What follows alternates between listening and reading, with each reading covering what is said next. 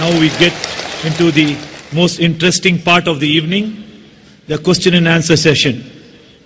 We have 3 mics, 2 for the brothers, 1 in the front, that's to my left here, 1 in the back, on to my left, and 1 in the right for the sisters. Please give your name and your profession. The preference of order will be for non-Muslims first, 1 question at a time. If anybody has to ask the second question, they have to get back to the queue and come again. Now I start on to my front left. The first question will be for the non-Muslim brothers.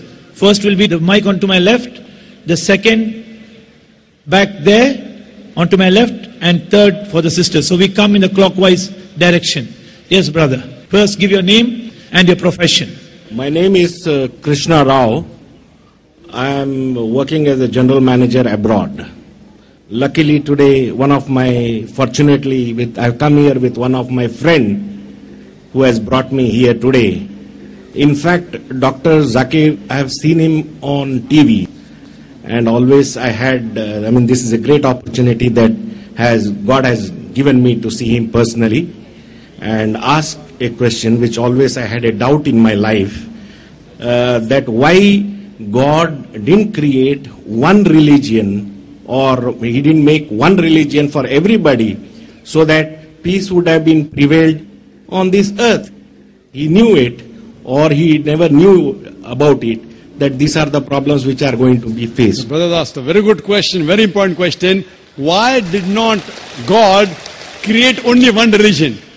Why did He create all the different religions so there will be no confusion, no fighting? And I agree with him, it's a very good question.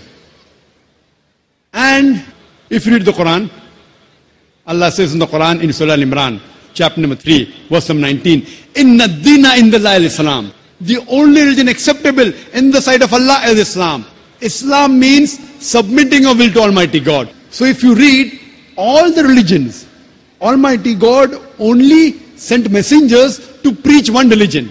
All the messengers that came, right from Adam, peace be upon him, right down Noah, Moses, Jesus, Muhammad, peace be upon them all the prophets, and our beloved prophet said, there were 124,000 messengers sent on the face of the earth. And it's mentioned in the Quran in Surah Fatir, chapter 35, verse 24, وَإِم مِّنْ أُمَّةٍ إِلَّا خَلَا فِيهَا نَذِيرٌ. There is not a nation or a tribe to whom we have not sent a warner or a guide. Allah says in Surah Ra'd, chapter number 13, verse number 7, وَلِكُلِّ قَوْمٍ هَادٍ. And to every people have we sent a warner. Now all the messengers that came, brother, they taught nothing but submitting their will to Almighty God. And the basic message that all these messengers taught oneness of God. He did not beget. He has got no mother. He has got no father. He is only one. There is nothing like him. But due to passage of time, all what the messengers preached, it got corrupted. And if you heard my talk, I mentioned that most of the scriptures that came before the Quran, they got changed. And Allah says in the Quran, in several places, if He wanted, He could have made everyone submit his will to God. Everyone Muslim. See, Muslim brother, don't take it as a religion. The real meaning of Islam is, it's a deen, it's a way of life. Submitting your will to God. And Muslim doesn't mean a person who has the name Zakir, Abdullah, Sultan. Muslim means a person who submits his will to God. If you submit your will to God in Arabic, I will call you as a Muslim.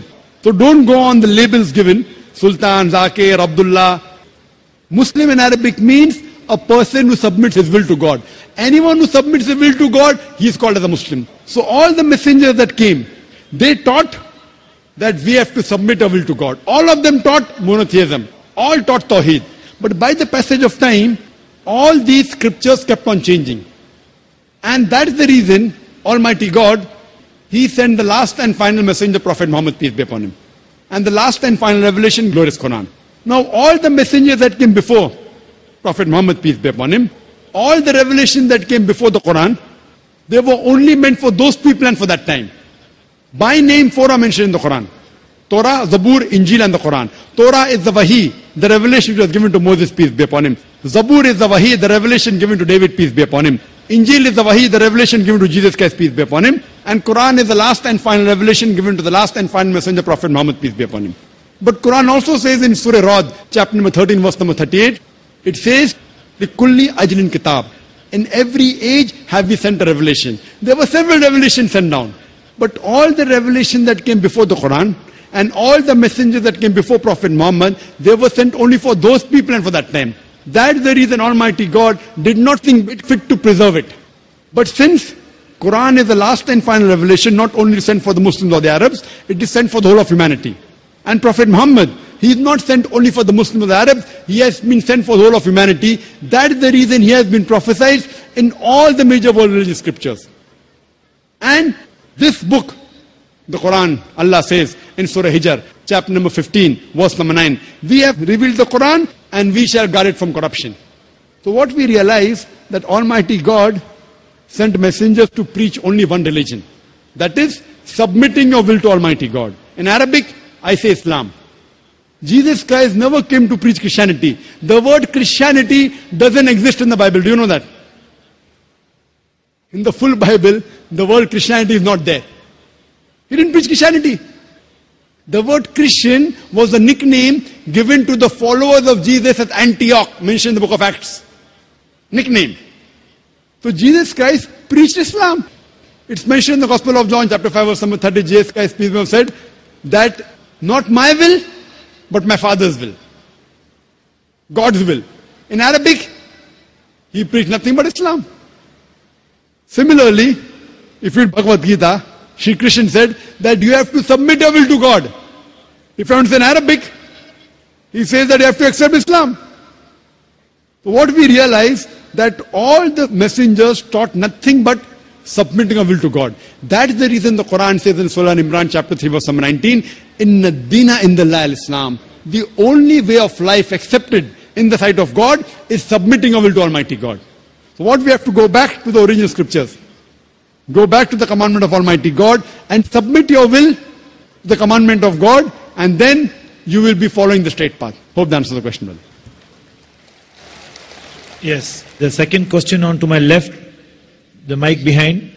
Good evening, Dr. Zakir Naik. My name is Naresh. I have completed my BCom and I'm looking for a profession in film industry. My first question to you is about human evolution. What does the Quran say about the human evolution? Because a common man, in a common sense, thinks that Adam and Eve were the first person, the cause of human evolution. So if you look into that sense, now for Adam and Eve, he is our great father, I can say. So, and we are like sons and daughters to him. So how does it relate for us individuals to marry our own brothers and sisters? That was the question, that what does Quran speak about evolution? That we came back from one common great grandparents, Adam and Eve. What he's talking about is not evolution, it's about creation. Well, I'm a medical doctor. I've passed my MBBS. When you say evolution, theory of evolution, you start thinking of Darwin's theory. Correct? That we have been evolved from apes. If that's the question, you can refer to my video cassette, Quran Modern Science. I've given in detail that theory has been proved to be wrong.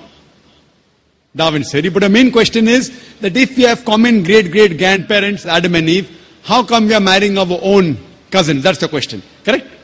It's not related with monkeys. No, it's not related with monkeys. The monkey's question, you can refer to my Quran Modern Science. Allah says in the Quran in Surah Hujurat, chapter number 49, verse number 13, Ya ayyuhan nasu inna khalaqnakum min zakarin wa unsa wa jalnakum shu'uban wa qaba'ila lita'arafu inna akramakum indallahi atqakum inna Allaha alimun khabir. O humankind, we have created you from a single pair of male and female. Talking about Adam and Eve, may peace be upon them.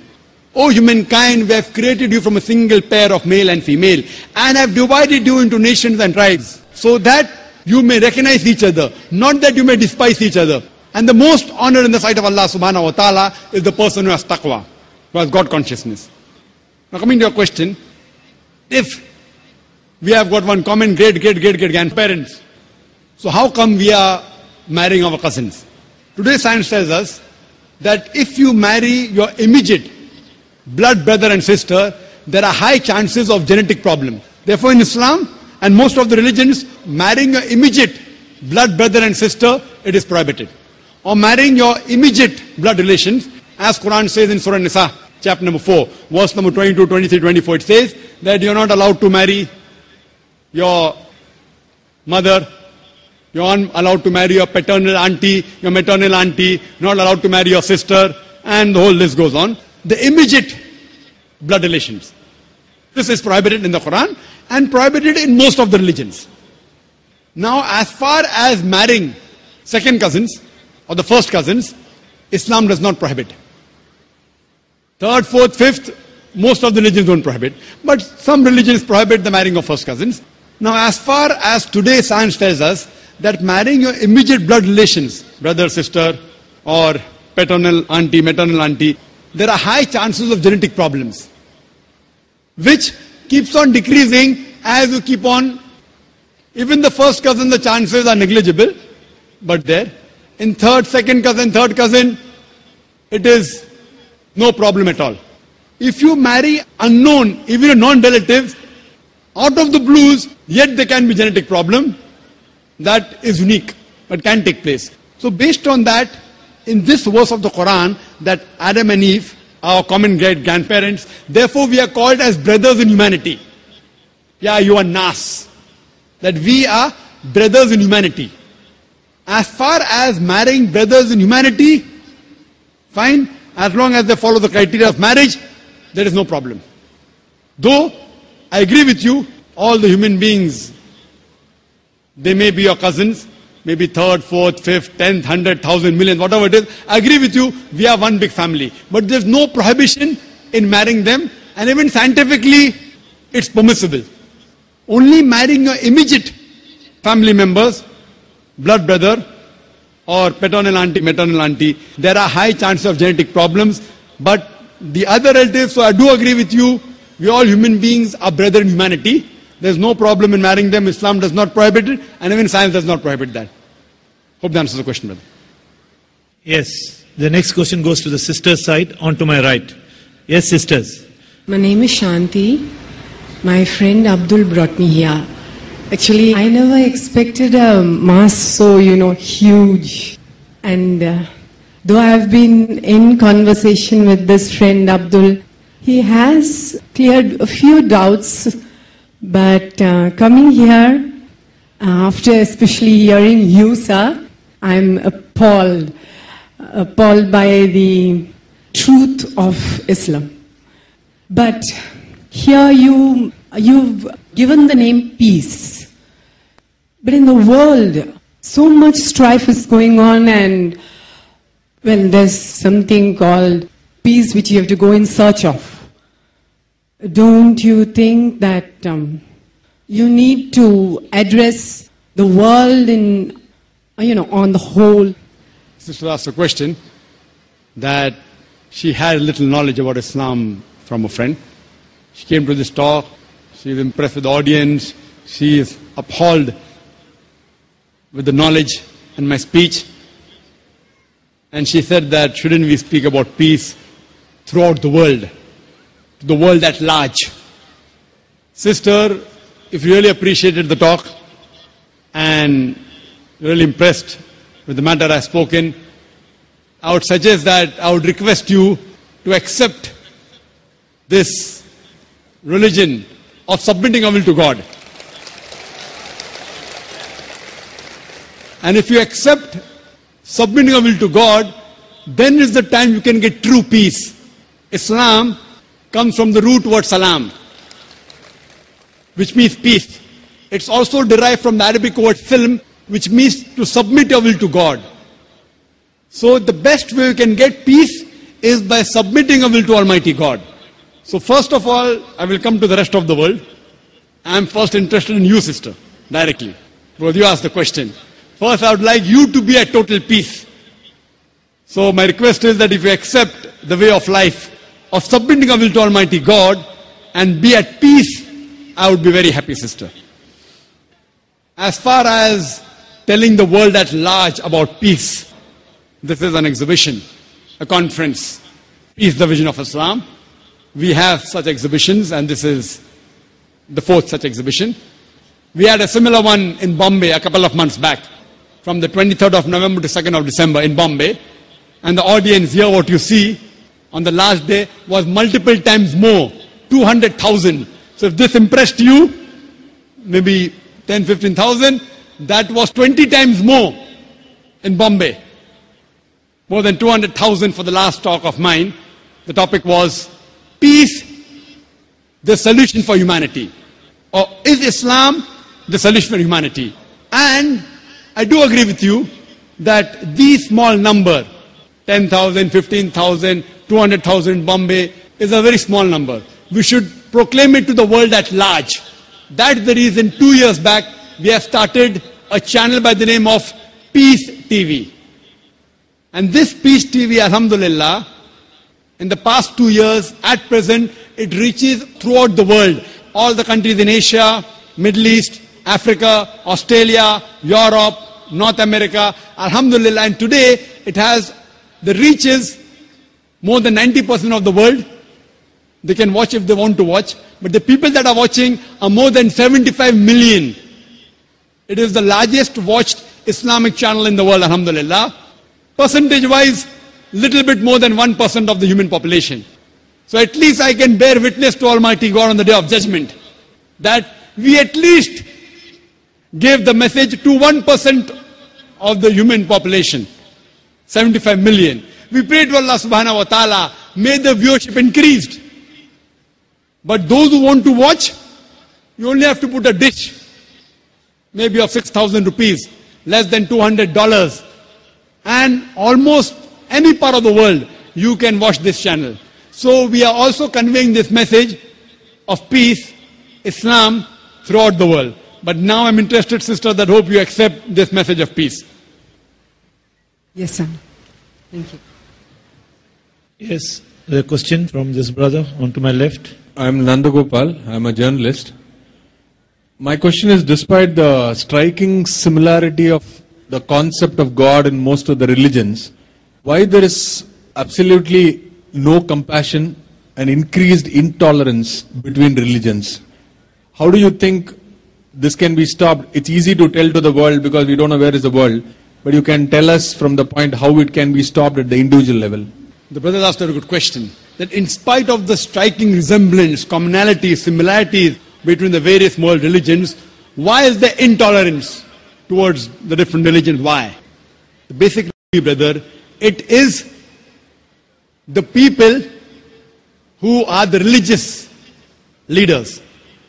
Therefore I say that if you want to understand your religion, go back to your scriptures. But unfortunately, the thekedars of religion, they want to hold their flock together.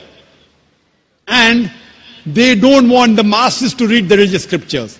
Because if the masses read the religious scriptures and follow the religious scriptures directly, who will go to them? The best way is, go back to your scriptures, understand the scripture and follow it. What we realize, that though we know very well that all the major religions, they say God is one, God has got no images, there is no idol worship. Yet we find that most of the major religions besides Islam, they believe in idol worship. Why? Because, for example, if you ask a Hindu priest that your Vedas are absolutely crystal clear that God has got no image, he will tell me, yes, Dr. Naik, I know it's absolutely clear, but the but comes. God has got no images is for the people of higher consciousness. For the people of low consciousness, they require idol to concentrate. I said, where is that mentioned in the scripture? I said, no, that is our philosophy. So the religious leaders, they bring their philosophy and say that idol is used for concentration. I do agree with you, they tell me. Dr. Naik, the Vedas are against idol worship. The Vedas are against Almighty God having images. But that is for people of higher consciousness. So I tell them that, dear Panditji, dear Swamiji, we Muslims have already reached the higher consciousness. We don't require any image. So what we require in this way, most of the religious leaders, or the priests, or the pandits, of most of the religions, what they do, same way. I have proved to you very clearly that Jesus Christ, peace be upon him, he never claimed divinity. Yet, you find that the priest will tell you believe that Jesus Christ, peace be upon him, died for your sins and you will get salvation. Now where did Jesus Christ say that, peace be upon him? So what we realize, that's the reason I tell the Hindus, go back to your Vedas. I tell the Christian, go back to your scriptures. I know there are differences, brother. I'm not saying that there are no differences in the religions. I can give a longer talk on the differences between Islam, Hinduism and Christianity. But what do I say to all the human beings? At least believe that one scripture is 100% the word of God. Now most of the human beings won't have a problem accepting that. The Hindu will say, I have got no problem accepting Veda as the word of God. The Christian will say, I have got no problem accepting Bible to be 100% the word of God. The Muslim will say, I have got no problem accepting the Quran to be the word of God. Then I tell, at least let us follow what is common in these scriptures. What is different, we'll discuss it tomorrow. Let us agree to follow what is common. And in my speeches, I try and get the commonalities. And I prove that all the major scriptures, whether it be Hinduism, Christianity, Judaism, Parsiism, Sikhism, Islam, all of them say there is one God. He has got no images. He is not begotten. He has got no parents. Let's worship this one God. All the major scriptures, Judaism, Christianity, Hinduism, Buddhism, Parsiism, they say there is a messenger to come. His name is Prophet Muhammad, peace be upon him. I can give a talk on Muhammad Sallallahu Alaihi Wasallam in the Hindu scriptures. I can give a talk on Muhammad Sallallahu Alaihi Wasallam in the major world religions. So I say at least let us agree there is one God who is not begotten, has got no image, has got no idol. Second point, all the major scriptures say there is a messenger to come. And this final messenger, his name is Prophet Muhammad. It's mentioned in the Bible, in the Gospel of John, chapter number 16, verse number 12 to 14. Jesus Christ, peace be upon him, says, I have many things to say unto you, but ye cannot bear them now. For he, when the Spirit of truth shall come, he shall guide you unto all truth. He shall not speak of himself. All that he hear shall he speak. He shall glorify me. New Testament, talking about Prophet Muhammad, peace be upon him. Old Testament, book of Deuteronomy, chapter number 18, verse number 18 speaks about the coming of Muhammad Sallallahu Alaihi Wasallam. Book of Deuteronomy, chapter number 18, verse number 19 speaks about Muhammad Sallallahu Alaihi Wasallam. In the book of Isaiah, chapter number 29, verse number 12 speaks about the coming of Prophet Muhammad, peace be upon him. Song of Solomon, chapter number 5, verse number 16 in the Old Testament speaks about Prophet Muhammad, peace be upon him. In the New Testament, Gospel of John, chapter number 14, verse number 16. Gospel of John, chapter number 15, verse number 26. Gospel of John, chapter number 16, verse number 7. Gospel of John, chapter number 16, verse number 12 to 14. All these speak about coming of Muhammad Sallallahu Alaihi Wasallam. I can only give references, Hindu scripture. If you read the Hindu scriptures, Bhavishya Purana, Parva 3, Khanda 3, Adhyay 3, Shlokas 5 to 8. Bhavishya Purana, Parva 3, Khanda 3, Adhyay 3, Shlokas 10 to 27 speak about Prophet Muhammad, peace be upon him. Atharva Ved speaks about Prophet Muhammad Sallallahu Alaihi Wasallam. Rig Ved speaks about Prophet Muhammad Sallallahu Alaihi Wasallam. We can give a lecture. And in the Kalki Purana, it speaks about Kalki Avatar to come. It says that the name of his father will be Vishnu Yas, means the servant of God. In Arabic, Abdullah, which was the name of Prophet Muhammad Sallallahu Alaihi Wasallam's father. His mother's name would be Sumati, which means serenity, calm, peace. In Arabic, it means Amina, which was the name of the mother of Prophet Muhammad, peace be upon him. It's mentioned he will be born on the 12th month of Madhav, the 12th Rabbi Awwal. It's mentioned that he will have 4 companions, talking about the first 4 Khulfa Rashidin. It says he will be born in a city of peace, which is talking about Makkah. It says that he will be born in the chief of the tribe of Makkah. On and on and on, talking about no one but the last and final messenger. So I tell, leave aside the differences. Let us agree on the commonalities. In Hinduism, in Christianity, in Judaism, in Parsiism, in Buddhism, in Islam, there is one God. He begets not. He has got no images. Worship him and no one else. The last and final messenger to come is Prophet Muhammad, peace be upon him. So if we agree with these commonalities and you follow his message, all will be united. But the people who are Thekedar of religion, you know Thekedar, I mean the priest of religion, they don't want to lose their flock. So they prevent the followers to read the scripture. Believe me, I have got no problem with Hindus. They love me, they respect me. Believe me, people normally feel scared to speak about religion. I love it. And believe me, the non-Muslim respect me many a time more than the Muslims. When I walk through the customs, the non-Muslim customer was the Dr. Zakir Naik. जो भी कहेंगे सच कहेंगे, सच के सिवा कुछ नहीं कहेंगे. He will speak the truth, nothing but the truth, as I'm taking oath in the court of law. So what we realize, we speak the truth. So I do agree with you, brother. The difference of intolerance is because of the religious priest, the religious leaders. Therefore, we have to make the scriptures common and come to a common term, and the whole humanity would be one brotherhood. Hope that answers the question, brother. Thank you, Dr. Zakir Naik. Yes, can we take a question on to my left, the mic behind? My name is Pascal. I'm a teacher by profession. I'm a Christian. Taking for granted that you agree the Gospels translated in English, which we Christians believe, I will quote these examples. Number one, in all the four Gospels, when Christ came out of the waters of baptism, there was a voice from heaven saying, "This is my beloved Son, in whom I am well pleased. Listen you to him."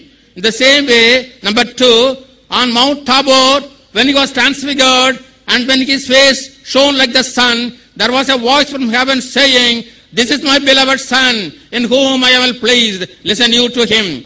And several times, when he cast out the devils, they came out of the men proclaiming, "Thou Son of the living God, why have you come to torture us before the time?" And again, before the high priest, when the high priest asked him, "In the name of the living God, I ask thee, art thou the Son of the living God?" Christ says, "Thou hast said it." And the priest, and the number 5, the high priest and the scribes, when they accused Jesus before Pilate, they said, "This man says he is the Son of God. It's a blasphemy according to our religion. Therefore, we want to crucify him." Pilate didn't know about it. The very reason why they wanted to put Christ on the cross is that he claimed himself to be the Son of God. Because even though he didn't directly say, "I am the Son of God," it is indirectly said. Suppose I say, you are Dr. Zakir Naik and you are MBBS doctor, and you tell me, "Yes, brother, you have said it." Is it not amount to saying that yourself saying, "I am Dr. Zakir Naik, MBBS." In the same way, Christ, even though he didn't say, "I am the Son of God," he has approved it. Perhaps out of modesty, he didn't say, "I am the Son of God." Again, one more example. Martha. Brother, your question. You already quoted 5 verses without giving references. No, What's your question, brother? I have not come prepared for that. That's why I not quote. Fine, I will give you the reference. No problem, brother. I will give you the reference. I'll help you. Yes. I'll help you, brother. No problem. What's the question? Do you mean to say by quoting all these 5 things, Jesus claimed divinity? Yes. Fine, I'll give you a reply. My challenge, brother, was point out a single unequivocal statement in the complete Bible where Jesus Christ, peace be upon himself, says that I am God, or where he says, "Worship me, I am ready to accept Christianity." You did not point out a single statement, unequivocal statement in the complete Bible where Jesus Christ, peace be upon himself, says that I am God, or where he says, "Worship me." Here is the Bible, brother. This is the King James Version. And since you're a teacher and you claim to be a pastor, you're a pastor. No. You're a teacher. I'm a teacher. But not I'm an ordinary believer of Christianity. Fine. There is something like a red letter Bible. Whatever Jesus Christ said, it's in red. Now you mentioned 5 things, and these things can be clubbed into 2 things. First, you quoted that everywhere. You didn't quote correctly. What you wanted to quote was the Gospel of John, chapter number 3, verse number 16, which says, "For God so loved the world, that he gave his only begotten Son. Whosoever believeth in him shall not die, but have everlasting life." It is not in all the 4 Gospels. It's only in Gospel of John, chapter number 3, verse number 16. Please note it down. You can check it up. Gospel of John, chapter 3, verse number 16. "For God so loved the world, that he gave his only begotten Son. Whosoever believeth in him shall not die, but have everlasting life." And again, you quoted in the ending the 5th time that Jesus Christ said he was the Son of God. You said that. Do you know Bible has got sons of God by the tons? If you read the Bible, Adam was the son of God, peace be upon him. Ephraim was the son of God. Israel was the son of God. If you read the Romans chapter number 8, it says, all those who are led by the Spirit of God, they are sons of God. If you're a godly person, you're a son of God. If I'm a godly person, I'm a son of God according to the Bible. But they say, no. Jesus Christ is not a normal son. He is the begotten Son. As far as the last question, Son of God, Bible has got sons of God by the tons. Adam is son of God, Ephraim is son of God, Israel is son of God. All that are led by the Spirit of God are sons of God. But the Christian missionary tells me, no. Jesus Christ is not a normal son. Coming to your first question. He is the begotten son. And then they quote, which you didn't quote me. I'm helping you, brother. Gospel of John, chapter 3, verse number 16. For God so loved the world that he gave his only begotten son. Whosoever believeth in him shall not die but have everlasting life. Brother, do you know the meaning of the word begotten? What is the meaning of the word begotten? No. What is the meaning of the word begotten? Begotten is not the sense in which you use the human sense. See, the word begotten. I am asking you the meaning of the word begotten. Yes, I know. What is the meaning of the word begotten? Begotten, there are two senses. When you say of a human being, he says begotten means the flesh and blood of his son. But when you say of God begotten son, it doesn't mean that his body is begotten him. It is to say the close association between the father and the son. That's all. If you say son, I say, suppose someone comes here and I tell him, my son, he will not mind because he's a young boy. If I tell him that son come here, he will come. If I say begotten son come here, he may punch me on my jaw, insinuating that I had nose billah, I had sex with his mother. Fine. If I tell to a small boy begotten son or a young boy of maybe 23 years, and I'm more than 40. If I say begotten son come here, he may punch me on my jaw. Why? Begotten means sired by God. Sired, it belongs to the lower animal functions of sex. And that's the reason, if you read the Revised Standard Version of the Bible, revised by 32 Christian scholars of the highest eminence, backed by 50 different Christian denominations, they say this word begotten in Gospel of John, chapter number 3, verse number 16, is an interpolation, is a concoction, is a fabrication, and they threw it out of the Bible. Do you know that? If you read the Revised Standard Version of the Bible, which is the bestseller, revised by 32 Christian scholars of the highest eminence, backed by 50 different Christian denominations, they say this word begotten is an interpolation, is a concoction, is a fabrication. So the word begotten has been thrown out. So if you say son, God has got sons by the tons in the Bible. So coming to your first question and the last question, I've answered it. Coming to your second and third, which you mentioned, that he drove out devils.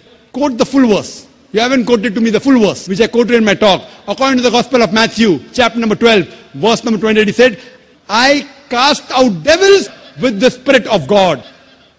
Gospel of Luke, chapter number 11, verse number 20, I with the finger of God cast out devils. It doesn't say he alone does it. He does it with the help of God. That does not mean he's God.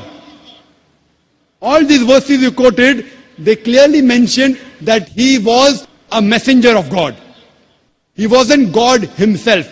That is the reason I challenge you. Point out a single unequivocal statement in the complete Bible where Jesus Christ, peace be upon him, himself says that I am God, or where he says worship me. And I'm ready to accept Christianity. Nowhere Jesus ever said that. Just if I tell to the son, son come here, that does not make him my begotten son. Fine? The same way, if you tell me that I will call you Dr. Zakir Naik, fine, and if I don't object, that doesn't, it may be true, may be wrong. People say, Dr. Zakir Naik, scholar. I don't consider myself to be a scholar. I consider myself to be a student of knowledge. If people call me scholar, and if I continue, that doesn't mean I accept it. They consider me to be a scholar. I don't consider myself to be a scholar. Always refer to myself as a student of knowledge, a talib ilm. So you, what you have to point out from the Bible is, anywhere in the Bible, it should be in red letter. Red letter means the words of Jesus Christ, peace be upon him. Point out a single statement, unequivocal statement, an unambiguous statement from the complete Bible where Jesus Christ, peace be upon him, himself said that I am God, or where he says worship me, I am ready to accept Christianity. Yes. Can I take a question from a non-Muslim sister on to my right? Good evening, sir. Sir, I have got two questions for this evening. First one is, what is Sharia? Because we follow the Quran, the holy book, lifestyle, everything depends upon. But what is Sharia? Because yesterday I saw in BBC, punishments are given to the criminals based on what is written in the Sharia. So I want to know what is it. That is my first question. The second question is, Usually in Hinduism and all, we have got the meditation practice by which when we even chant the slokas, we concentrate on something, at least the light. But when you chant your shlokas, the verses, how do you concentrate on the verses and get into or speak to God? This is my second question, sir. Sister has two questions. The first question, she wants to know what is Sharia. She heard on the television that according to Sharia. And second question is that what do you concentrate on when we chant something, we concentrate on light, what do you concentrate on? As far as the first question concerns, what is Sharia? Sharia, it is a legal system based on the Quran and the Sahih Hadith. So when we say that do you follow the Sharia, we mean to say do you follow Quran and Sahih Hadith. So if you ask me a ruling that what is according to the Sharia, that can we have alcohol according to the Sharia, what you're asking me is the rule laid down by Almighty God, defined in the Quran and the Sahih Hadith. The sayings of Prophet Muhammad, peace be upon him. So if you say, what is the ruling according to the Sharia? So I say, okay, that can you have alcohol? So I said, the Sharia says alcohol is prohibited. I may give a reference. Surah Ma'idah, chapter number 5, verse number 90. So Sharia means following the legal system of Islam based on the Quran and the authentic sayings of Prophet Muhammad, peace be upon him. As far as the second question is concerned, that when we chant something, we concentrate on something like the light. What do we concentrate on? When we pray to Allah subhanahu wa ta'ala. What do? Is we communicate with Almighty God directly. Prayer is a hotline to God, hotline. Hotline to God directly. And here, what we do is we concentrate on the meaning. We don't concentrate on an image. Because we don't believe that Almighty God has an image. The moment you do that, you are belittling God. Now imagine when you are saying that to concentrate on God, you are making an idol of Almighty God. You are belittling God and limiting God to that idol. If suppose the idol falls, the idol breaks. Imagine, God cannot help himself if you consider the idol to be God. So we cannot belittle God. We cannot abuse God. That's the reason when we pray to him directly and we concentrate on the meaning. That's the reason in a salah, we normally say salah in Arabic. And I say that the best way to concentrate on salah is to understand the meaning and concentrate on the meaning. And then we follow our prayer when we say pray. In English, to pray means to ask for help, to beseech. In Arabic, salah does not merely means to pray. Salah, besides asking for help, we also thanking Allah subhanahu wa ta'ala, thanking Almighty God, and simultaneously getting guidance from Almighty God in our salah. For example, after Surah Fatiha, the Imam, the leader, in the salah he recites Surah Fatiha. After that, he may recite Surah Ma'idah chapter 5 verse 90, which says, Ya ayyuhallazina amanu, O you believe, ennamal khamru wal maisuru, most certainly intoxication and gambling, wal anuzabu wal aslamu, dedication of stones, divination of arrows, rushtum min amali shaitan. These are Satan's handiwork. Fashtanibu lalukum tuflihun. Abstain from the handiwork that you may prosper. Here, besides thanking God, besides asking for help, we are getting guidance. Don't have alcohol. Don't gamble. Don't do fortune telling. Don't do idol worship.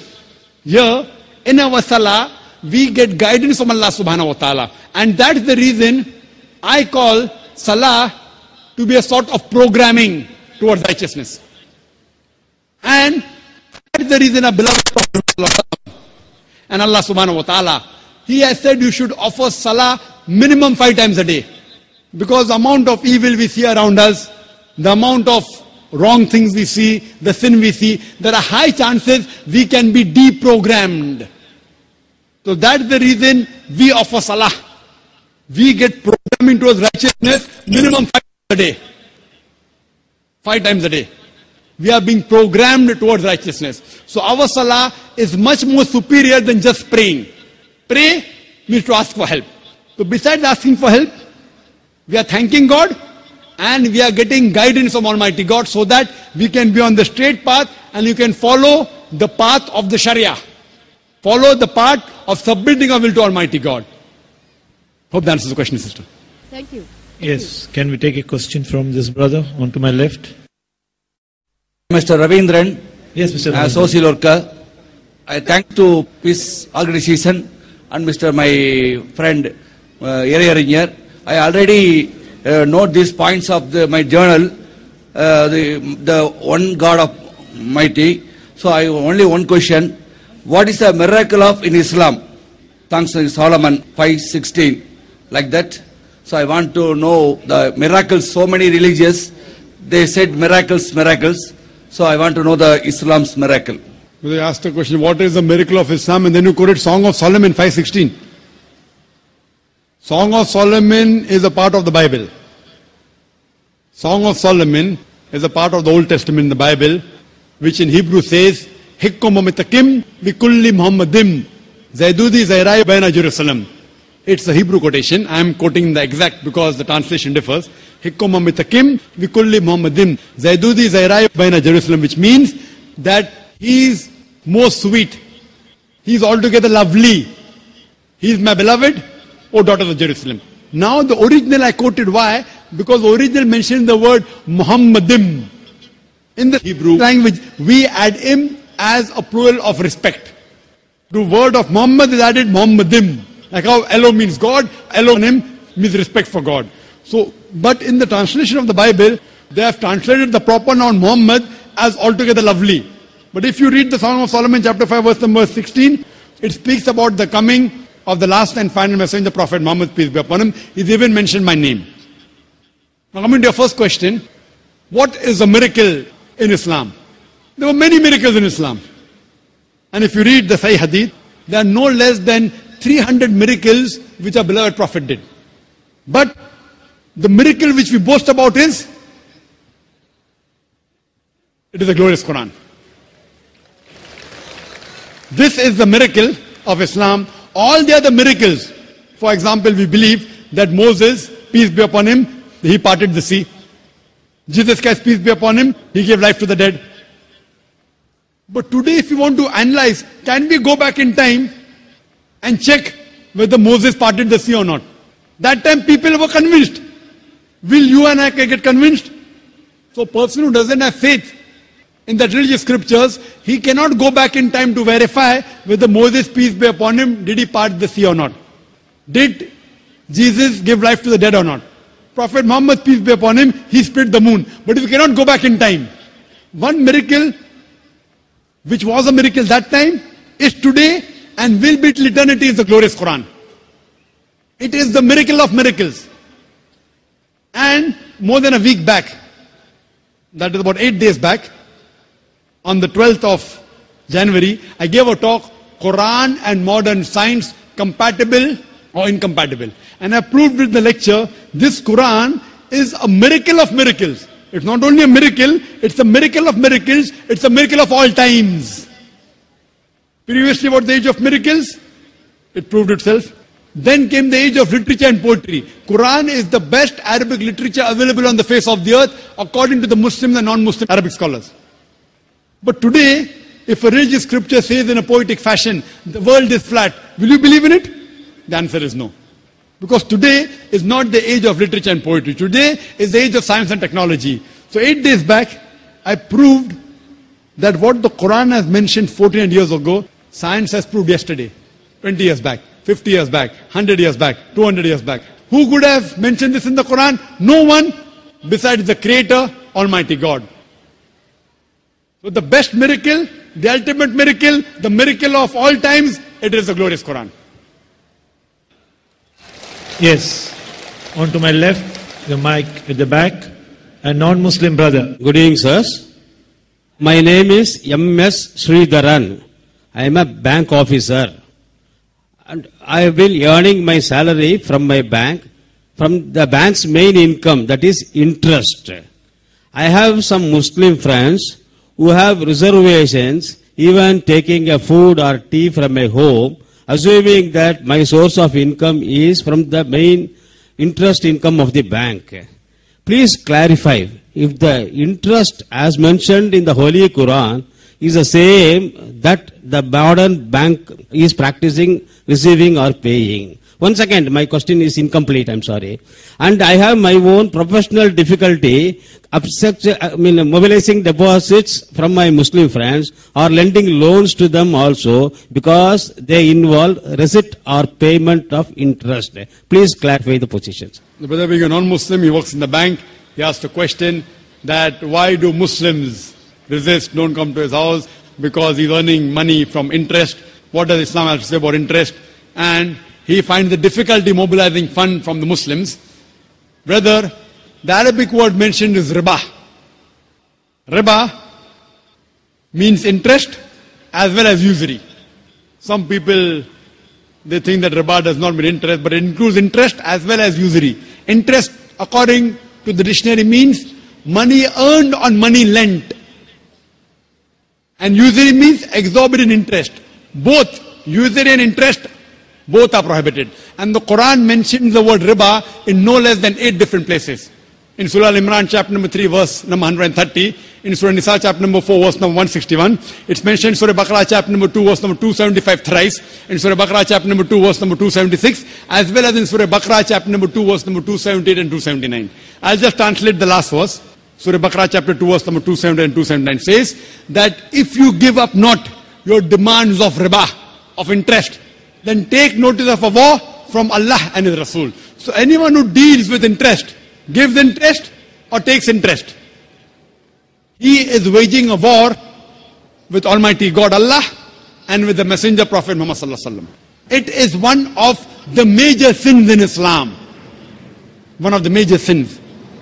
And one of these says, one of the lower level of interest is equivalent to doing zina, adultery with your mother. Now what is the logic behind it? You can hear my talk on interest-free economy promulgated by the Quran. It's a big talk.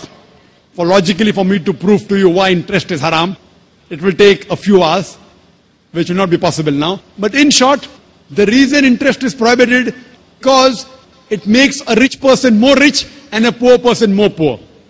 And furthermore, interest encourages many evils. Like if you know, in the 80s, most of the bank, they funded gambling dens, they funded alcohol bars, etc. In Islam, we believe in profit and loss sharing. See, today, you being a banker, you know, the company which has the least debt is a better company.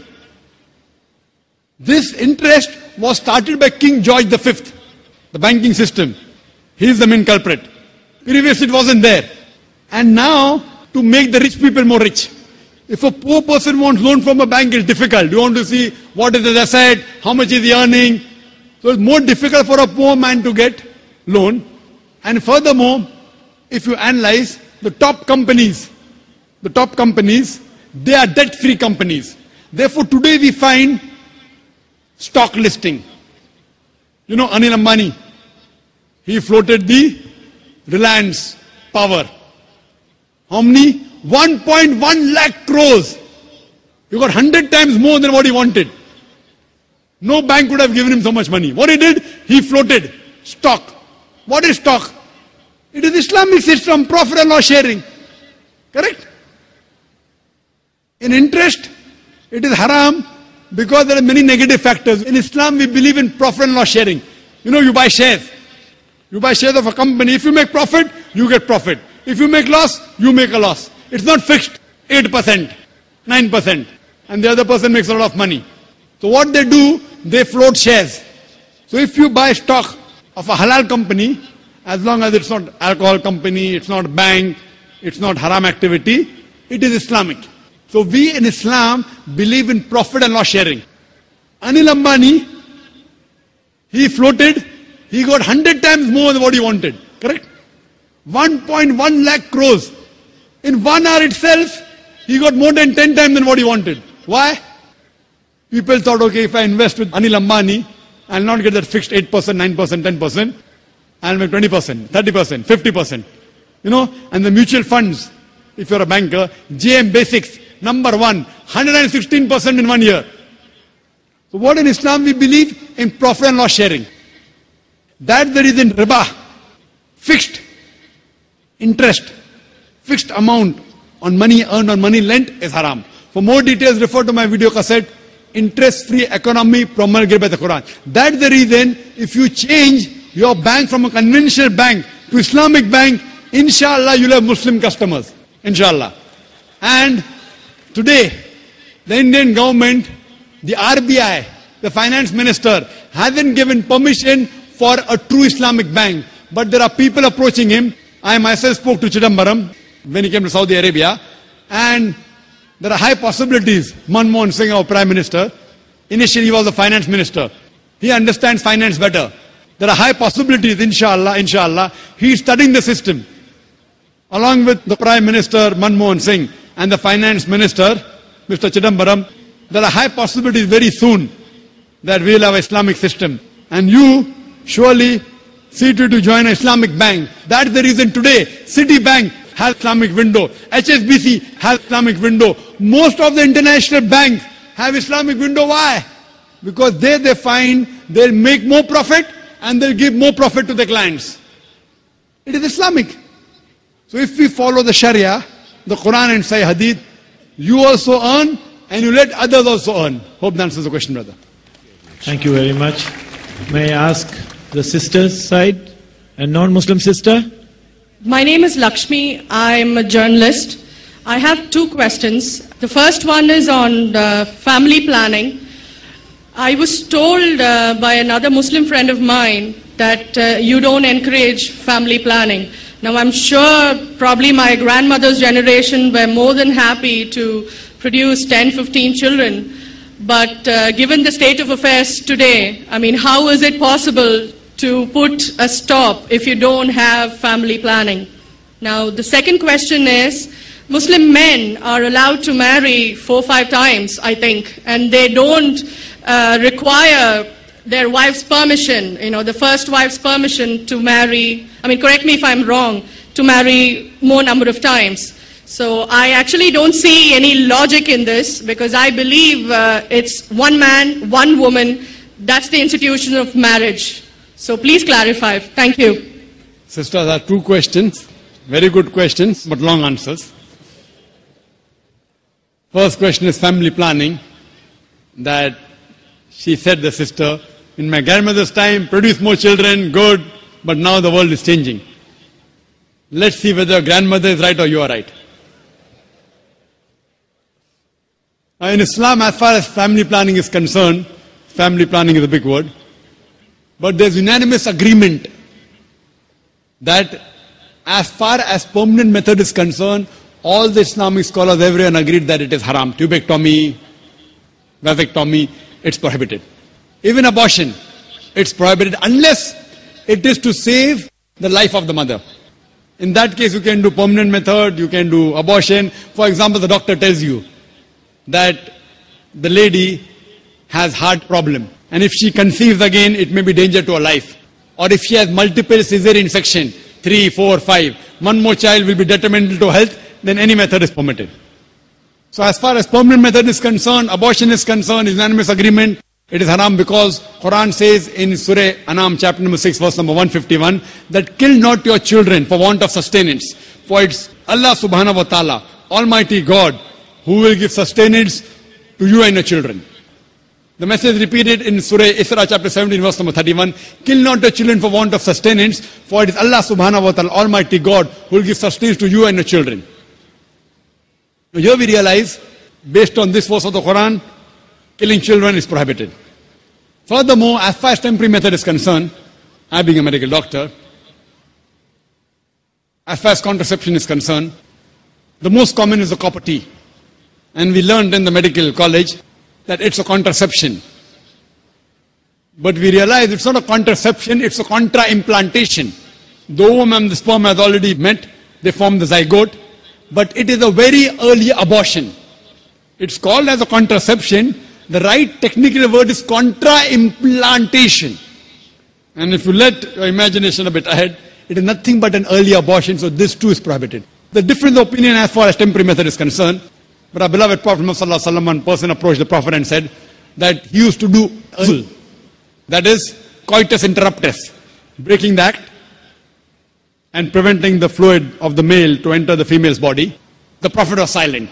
Now one group of scholars said because the Prophet was silent, he permitted. The other group of scholars said because he was silent, he prohibited. difference of opinion, but let's get back to the main reason. So as far as copper tea is concerned, that too is prohibited. OC pills, oral contraceptive, it changes the physiology of the body. Allah says in the Quran in Surah Rum, chapter number 30, verse number 30, do not change the physiology of the body. And I being a medical doctor, I know there are so many complications for that. Now, coming to the basic question, why should a person want to do family planning? Is the basic question. Let's treat the cause. You know, we as medical doctors, we prefer treating, killing the germs rather than symptomatic treatment. One thing is symptomatic treatment. The other is knowing the cause and killing the cause. Now, broadly, majorly, there can be two reasons why a person wants to do family planning. One can be because he's poor and poverty prevents him from looking after many children. The other reason may be he's rich, but having more children, more spacing, he can make them doctors, engineers, etc. Now coming to the first reason, that if a person is poor, Islam has the solution for poverty. Don't kill human beings. The solution is zakat.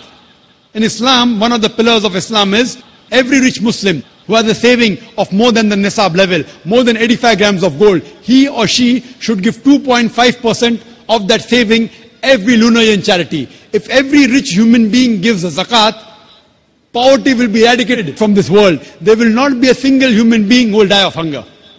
So as far as poverty is there, the solution is zakat. It's not killing human beings. Now second reason may be, I'm rich, I have got money, but I want to make my son a doctor. I want to make an engineer. So I give spacing. Less children, I can take care of them better. Sister, I am the fifth child of my parents. If my parents would have done family planning, I wouldn't have been here today. And do you know, sister, I am a medical doctor. You know, because today's society, the best profession they say is medical doctor, right? So am I a boon or a bane for society? Sister, fifth child of my parents. If my parents would have done family planning, I would have been here. But I gave up my profession of a doctor for a better profession that is spreading the truth. Allah says in the Quran, in Surah Fussilat, chapter 41, verse number 33, وَمَنْ أَحَسَنُ قَالَ مِمَّنْ دَعَا إِلَى اللَّهِ وَعَمِلَ صَالِحًا وَقَالَ إِنَّنِي مِنَ الْمُسْلِمِينَ. Who is better in speech than one who invites people to the Lord, to Almighty God, works righteousness and says, I am the one who submits my will to Almighty God. I chose to be a doctor because I thought it was the best profession. It is a good profession, I'm not against it. But I found a better profession. From a doctor of a body, I became a doctor of a soul. If I was a medical doctor, you wouldn't have found 10,000-15,000 people here, right? You didn't come to hear a doctor of the body, you came to hear a doctor of a soul. So when I found a better profession, I changed from a doctor of a body to a doctor of a soul. So am I a boon or a bane for society? So it's a fallacy. As far as spacing is concerned, Almighty God has given a natural spacing known as lactation amenorrhea, breastfeeding. The moment you breastfeed, automatically there is spacing. But today's modern women, they don't want to breastfeed because they will lose their figure. Almighty God has given lactation amenorrhea. So now, there is a fallacy what people think, that if you have less children, you can educate them better.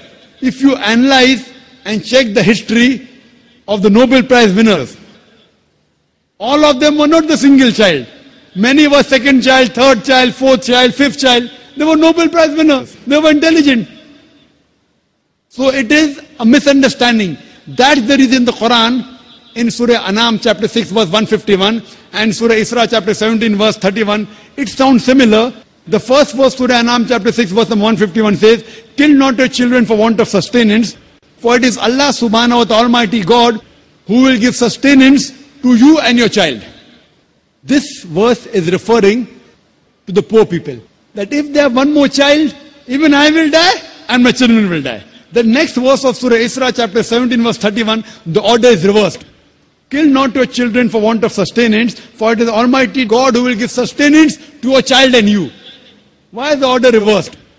Second verse refers to the rich people. Don't worry, if he has more children, he will not die. He is worried about his children. So God says, he will take care of your children as well as you. And now we realize, sister, that if you go to America, they encourage population.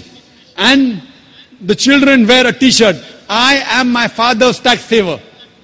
The more children you have, the less tax you pay. Same in Canada, same in Australia. In India, it's opposite. Hum do, hamare do. Ek ke baad abhi nahi, do ke baad kabhi nahi. It is a problem with Indian government. You know, China has the maximum population. India number 2. Do you know, sister, today, the 2 superpower in future, which countries are they? China and India. Why? Because of population. So grandmother is correct. The more population you have, the chances of the country to improve. China today is the country which is the maximum improving. And India is neck to neck fighting with China. So the difference of opinion, who will be superpower in the next 20 years? Some say India, some say China. Why? America is nowhere. Australia is nowhere. Canada is nowhere. So sister, population is a boon. It's not a bane. You should know how to utilize it. We don't know how to utilize it. What we have to tell the government, you change your laws to utilize the man force, to utilize the population. So grandmother was correct. That the more children you have, she will also be better. And there's a third category, sister. They aren't poor. They aren't bothered about less children. I can take care of them better. What they say, who wants to take the headache of upbringing the children? You know, I'm rich. No problem, money. I'm not bothered whether my son becomes a doctor or engineer. But who wants to take care of looking after the children? Third category. You know, there are certain communities, you know, even Gujaratis, they marry early. They have children early, and by the time they are 35 years old, 40 years old, their child is 15 years, 20 years, they are sitting on the seat of the business of their father. So by the time they reach 45, they can retire. They don't have to wait till 60 years. Marry early, have children, children take care of the business, and they relax early. So even the third category, if they want to enjoy life, it is better they marry early, they have children, they take care of the business, they'll enjoy life better. So that's the reason, as far as planning is concerned, Allah says in Surah Al-Imran, chapter number 3, verse number 54, Makru makrallahu wallahu khairul makirin. They planned and plotted. Allah too planned. Allah is the best of planners. So if you feel Almighty God can plan your family better, leave it to Almighty God. If you can think you can do better, the choice is yours. I believe in Almighty God, I let Him plan my family. And that's the reason I'm here.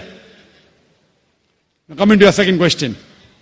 In Islam, men marry 4 times, 5 times, and they don't ask permission from the first 5. Why? As far as polygyny is concerned, a man having more than one wife, Islam is the only religion, and Quran is the only religious scripture on the face of the earth which says marry only one.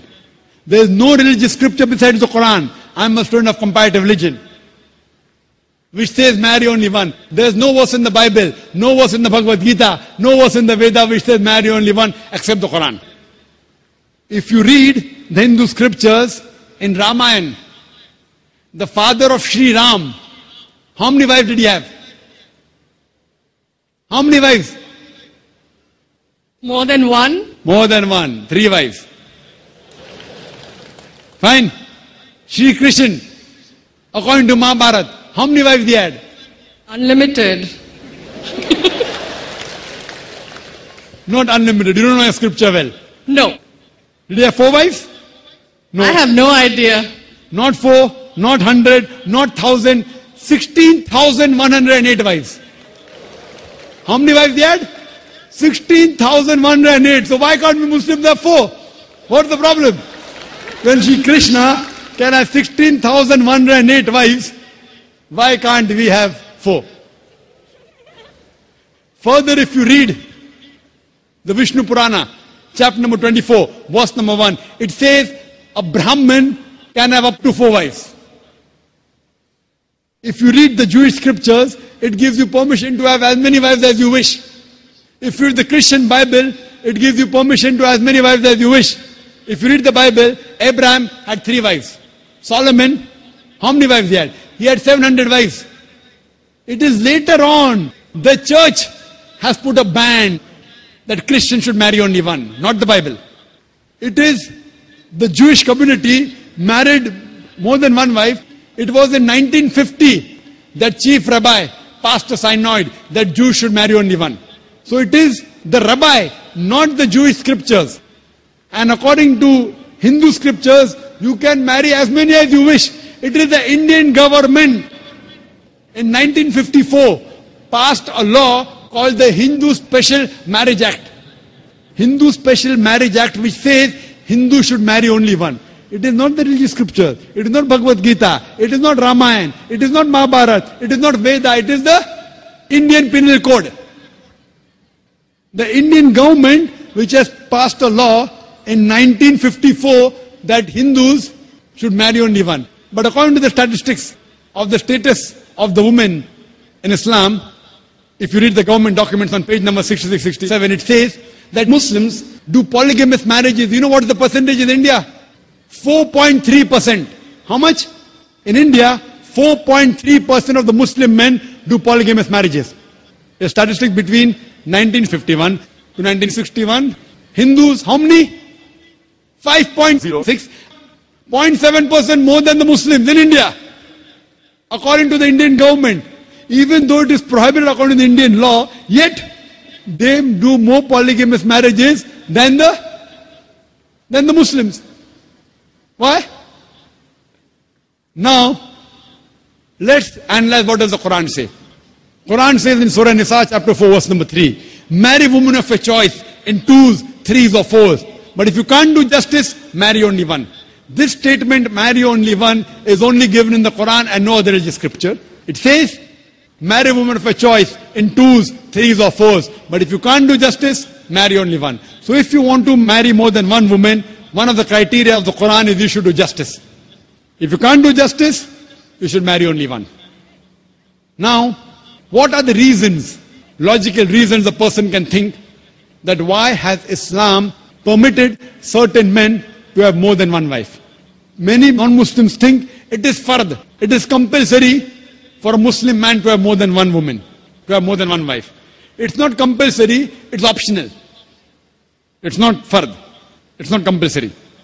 How many Muslim men do you know who have more than one wife? How many do you know, sister? How many do you know? A few. How many? A few again. Few means 1, 2, 3, how many? Yeah, at least about 3. About 3. Have you heard of Dharminder? Yeah. How many wives he has? 2. Muslim or non-Muslim? Non-Muslim. Non-Muslim. Your previous chief minister, what's the name? Jayalalitha. Yes. Hindu or Muslim? Hindu or Muslim? Hindu. Hindu, fine. Now these are famous personalities. Fine. How many famous personalities you know in India who have got more than one wife? The 3 you know may be locality, fine? Yeah. Local, maybe friend in your neighborhood, maybe your colleague. In India, there are more non-Muslims having more than one wife than the Muslims. Now let us understand what are the logical reasons. Come back to logic now. Now, by nature, if you ask any medical doctor, he will tell you, male and female are born in equal proportion. Girls and boys are born in equal proportion. But any medical doctor, any pediatrician, any children doctor will tell you that the female sex, the female child is stronger than the male child. That's the reason there are more deaths in the male children as compared to female children. So in children's age itself, the female children are much more than the male children. As life grows on, there are people dying due to accidents, due to alcoholism, due to war. There are more males dying as compared to females. Today, if you analyze in the world, there are more females in the world as compared to males. There are few third world countries like India where the male population is more than the female population. And do you know why? The reason is because of female feticide and female infanticide. According to an article, a program which came on BBC by the name Let Her Die, the program was assignment. There was a British reporter by the name of Emily Buchanan. She comes to India and she says that every year in India, more than 1 million fetuses are being aborted after they identified that they're females. She says more than 3,000 every day. You multiply, more than 1 million every year. According to the Tamil Nadu government hospital report, she gives the statistics, out of 10 female born alive, do you know how many are put to death? 4. Sister, did you know that? Tamil Nadu, your state, your beloved state, according to the government statistics, out of 10 females born alive in the government hospital, 4 are put to death. There are billboards put in Rajasthan and here, which says that spend 500 rupees and save 500,000 rupees. You know what does it indicate? Spend 500 rupees, do ultrasonography, do amniocentesis, identify the child you're carrying is a female, abort her, and save 5 lakh rupees, 500,000 rupees. Maybe a couple of 100,000 upbringing her, and the remaining 100,000 in dowry. If you stop this evil practice in India, our beloved country, stop the female infanticide, stop the female feticide. Even in India, the population of female will be more than the male population. If you see the rest of the world, if you see New York alone, there are 1 million females more than males. In USA alone, there are 7.8 million females more than males. In UK alone, there are 4 million females more than males. In Germany alone, there are 5 million females more than males. In Russia alone, there are 9 million females more than males. And God alone knows how many millions of females are more than males throughout the world. Suppose I agree with your philosophy, sister, you said, 1 man, 1 woman. If I agree with you, sister, with your philosophy, 1 man, 1 woman.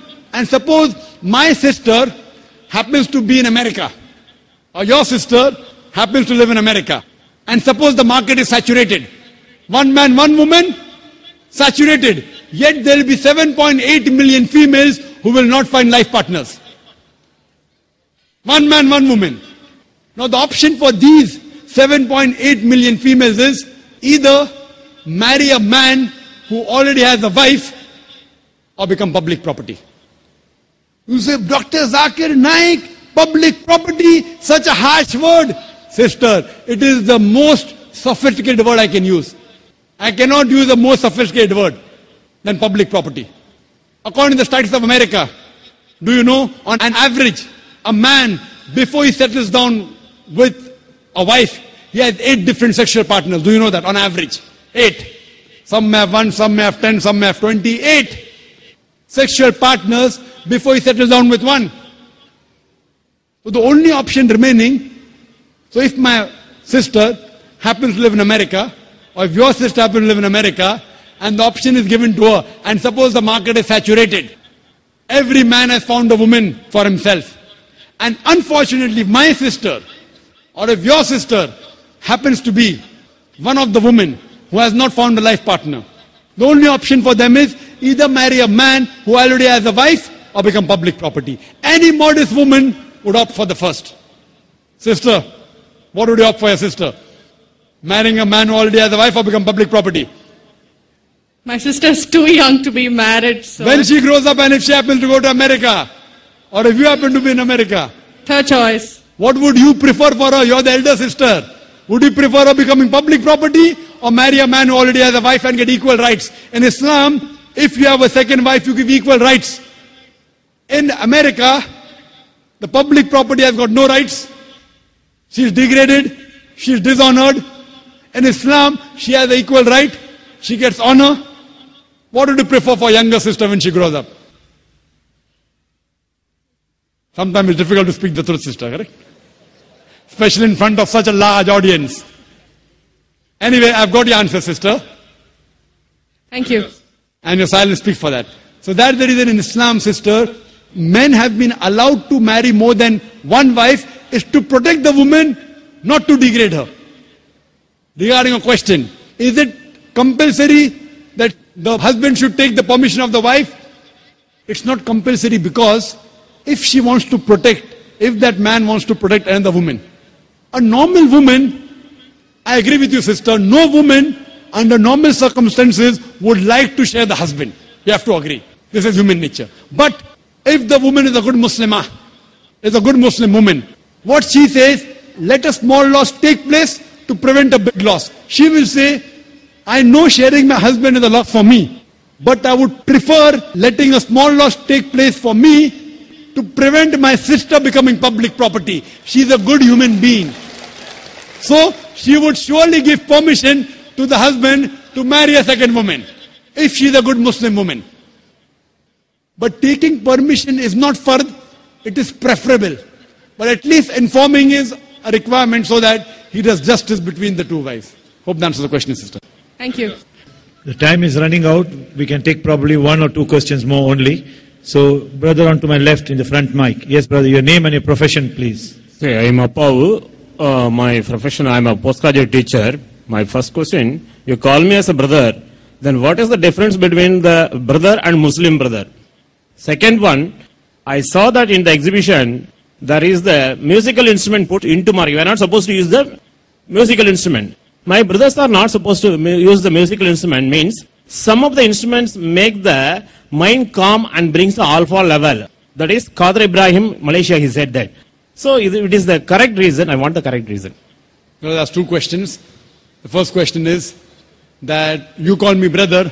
So what's the difference between me and the Muslim? There are two types of brother in Islam.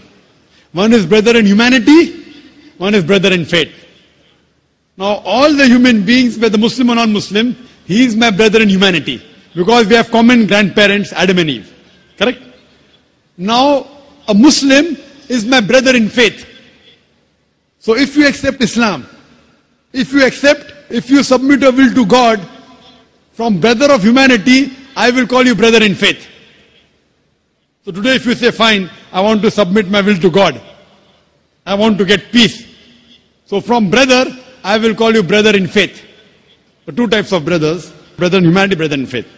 Coming to your second question. In the exhibition we saw a cross on the musical instruments. Some musical instruments being serenity, calmness to the mind according to some Malaysian you quoted. So why is it prohibited?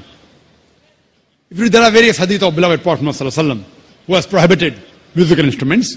He did permit duff, one-sided open drum, during weddings, during Eid, etc. But as far as all the other instruments are concerned, he prohibited. The reason is because these musical instruments, they take you away from Almighty God. And you see this today. The musical instruments, the string instruments, the flute, you have rock shows going on and people get frenzy, they take out their clothes and they dance. You hear the film song, film song. It has music. It is meaningless. 1, 2, 3. What 1, 2, 3? 1, 2, 3, 4, 5, 6, 7, 8.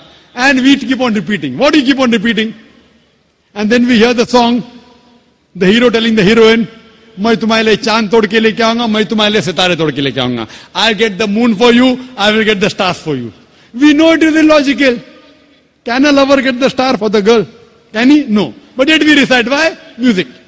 So with music you go in a trance and you don't realize what you are saying and you keep on repeating it. So it takes you away from the truth. Takes you away from Almighty God. That's the reason in Islam, our beloved Prophet, peace be upon him, to prevent you from getting intoxicated. It may have some good points also, but the loss is more. Like the Quran says in Surah Baqarah chapter 2 verse number 219. When they ask you concerning intoxicants, alcohol, tell them in it is loss and profit. But the loss is more than profit. In alcohol, as a medical doctor, I know, the beer, it keeps you warm.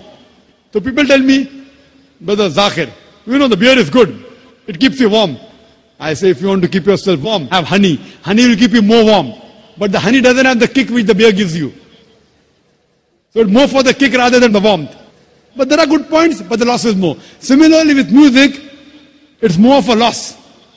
And that's the reason today we find, with the musical instruments, the songs and all, we find people are deviating away from the true message of Almighty God. That's the reason a beloved Prophet has prohibited musical instruments. Hope that answers the question. Flute, particularly flute, will they listen the flute or not? That is my question. Say, I'm not asking about the drums and all. So you tell that, your brother, that also, brothers who know that is Quran, brothers who doesn't know Quran. That is also mentioned the same thing. No, why don't you call like that? You're talking about brothers in faith and brothers in humanity? Yes, I couldn't follow. Two answers, both the questions they commented. One is on, you're talking about flute. So flute comes in that only. Yes. Whether it be anyone, it intoxicates. So many of the Hindi film songs have got flutes. You know, flutes. Many of the Hindi film songs, and even maybe Tamilian film song or Malayalam, I don't know, they have got flute also. It intoxicates a person, you know. And it's also mentioned Bhagavad Gita. You know Bhagavad Gita? Shri Krishna used the flute. Yes. For what? To bring the, For what? to bring the mind calm. He used to go on the bank, river bank. Yes. And play the flute and do what? Yes, we were doing dancing with the Gopistri. Gopis ring, correct. So we don't believe in doing that. We believe, we respect the woman. When we see a woman, we lower the gaze. If she is not your sister, if she is not your mother, if she is not your wife, when you see a woman, the Quran says in Surah Nur, chapter 24, verse number 30, that the man should lower his gaze. The woman should lower the gaze. We don't believe in, you know, Gopistri, whatever we said. So all these things takes a person away from the truth. That's the reason, whether it be flute, whether it be guitar, whether it be the other instrument, it's prohibited. Coming to your first answer again, that why don't we say brother who follow the Quran and brother who don't follow the Quran? Brother, there are many people who say they are Muslims and yet they don't follow the Quran. We have to say brother who's a Muslim and not following Quran. So I say brother in faith. Brother in faith means brother who has submitted his will to God. He may not be a good practicing Muslim. Fine? So brother in humanity means you are a human being. I'll call you brother. But brother in faith means a person who agrees that he has submitted his will to God. So today if you say you want to acquire peace by submitting your will to God, first you have to find out what is the will of God. Go to the Veda. It will speak about Almighty God. It will talk about a messenger to come. His name is Prophet Muhammad. Last and final revelation, the Quran. So if you believe in that, I will call you brother in faith. So brother in faith is more closer to me than brother in humanity, but both are brothers to me. Hope that answers the question. Okay, thank you, sir. Yes, can we take a question on to my left, the back?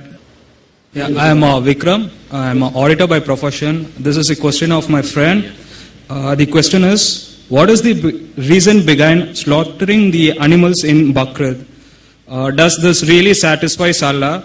Does this have any scientific reason as other rituals have in Islam, like fasting?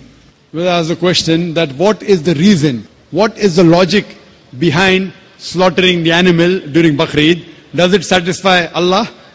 Does it have scientific reason like the other Islamic rituals have got scientific reason like fasting, etc.? Brother, Allah says in Surah Hajj, chapter number 22, the blood and the meat does not go to Allah subhanahu wa ta'ala. He does not require blood and meat. It is your piety, it is the taqwa which reaches him. So we slaughter the animal not because the blood and meat should go to Allah. That's in most of the other religions. In the other religions, you slaughter the goat for the God. And you leave it on the idol. Maybe somebody else will come and eat it, the priest or someone. But you leave it to the idol for God. Quran says in Surah Anam chapter 6 verse number 14, Allah subhanahu wa ta'ala, He feeds everyone but does not require to be fed. So when we slaughter the animal, we don't do it so that the meat and the blood go to Allah. The logic is, it is in remembrance of the incidents of Prophet Abraham, peace be upon him. When Almighty God asked Prophet Abraham, peace be upon him, that who do you love the most in this world after Almighty God? So he says, my son. So Almighty God asked him, that will you sacrifice the most beloved thing which you like for me? And Prophet Abraham, peace be upon him, he listens to this commandment. And his son tells his father, Ishmael, peace be upon him, that father, blindfold your eye so that though you love me, you should not see me. Maybe your hand would not execute what your God wants. So in this way the incident continues. And when he is about to slaughter his son, there is a replacement by a sheep, by a goat.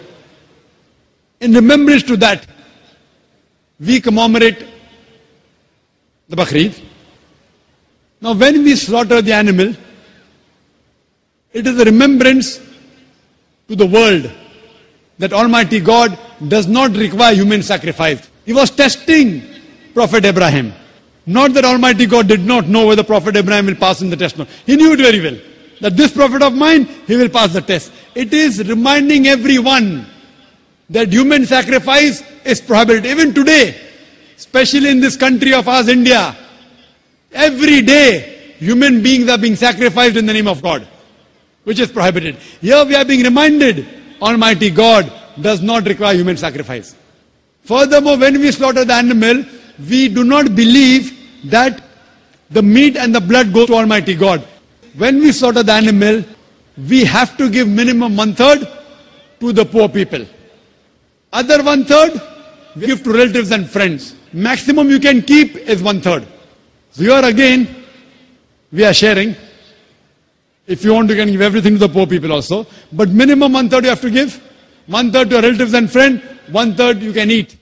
It is helping the poor people, feeding the poor people. So here we are being reminded that human sacrifice is prohibited, and we are being reminded that Almighty God does not require blood or the flesh of any animal. At the same time, we are helping our poor people to feed them and increase the brotherhood. Hope that answers the question. Yes, we will take one more last question. From the sister side, if there are non-Muslim sisters, we will take the question. Otherwise, we have a lot of non-Muslim brothers here. There is one question from a non-Muslim. She was my neighbor once, and she was always asking this. Go ahead, sister. Okay. Assalamu alaikum. My name is Husna. I'm a homemaker. My question is, that is, my neighbor's question is, every Muslim follow Quran in the whole world. Why then too many Jamaat? The non-Muslim neighbor always asks me, she says, then why do you say one Allah? Because so many Jamaat is telling that covering head during the namaz is not required, and shaking the first finger and whatever. Sister asked a question that one of her neighbors asked, that if all Muslims believe in one Quran, they believe in the same book, then why are there so many sects, so many Jamaat? The reply is given in the Quran in Surah Al-Imran, chapter number 3, verse number 103. وَاتَصِمُوا بِحَبْلِ اللَّهِ جَمِيعًا وَلَا تَفَرَّقُوا. Hold to the rope of Allah strongly and be not divided. The rope of Allah, it is a glorious Quran. So we Muslims should hold to the rope of Allah and be not divided. As far as making sex is concerned, Allah says in Surah Anam, chapter number 6, verse number 159, that, O Prophet, if anyone makes sex in the religion of Islam, you have nothing to do with him. So making sex in Islam is haram. All of us have got one label, that is Muslim.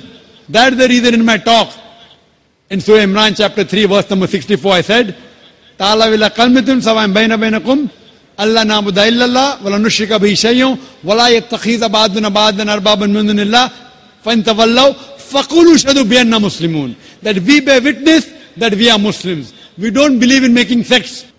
There's no sex in Islam, but unfortunately the people have diverted from Quran and Sunnah and they make sex. In Islam, there is no sex in Islam. For more details, you can refer to my talk I gave in the last peace conference during the last day, Unity in the Muslim Ummah, which will throw light more on this topic.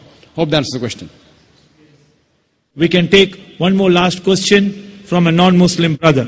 First of all, I would like to show my deep, humble respect for giving preference to brother in humanity rather than brother in faith.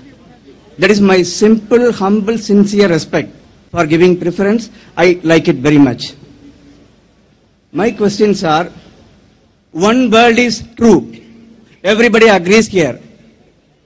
One God, I think the world is slowly accepting. So multi-gods are there and multi-religions are there. I believe God surely likes to prove that back again. Like in the past we had one God, one earth, one religion. Now we have come to one earth, many God, many religion. Now God wants to put us back to the same point where we have one God, one earth, one religion. How you think it will be established by God or by human beings. Then my second question is, between vegetarian and non-vegetarian, say which is supreme? Brother asked two questions. He has asked question number one, that previously there was one God, one religion, one earth. Now there is one earth, many God, many religion. How can we get back to one God, one earth, one religion? It is by having more such peace exhibitions, having more such functions, having more such talks, concept of God in major world religions. And what we want, only giving talk would not be sufficient. After giving the talk, the people should implement it.